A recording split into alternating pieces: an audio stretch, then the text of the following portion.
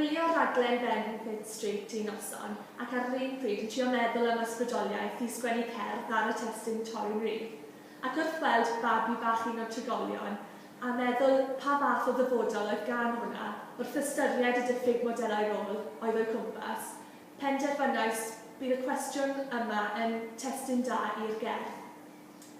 Babi Byddal. Babi Byddal mewn bygi, yn fodlon ei fyd, yn gwylio trigolion ei enwog stryd.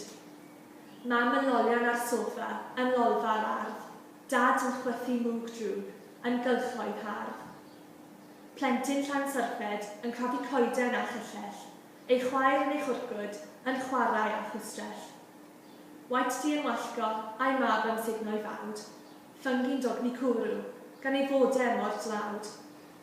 Camerau yn gadael ar ddiwedd y dydd, ond a fydd babi Byddal byth yn torri'n Reef.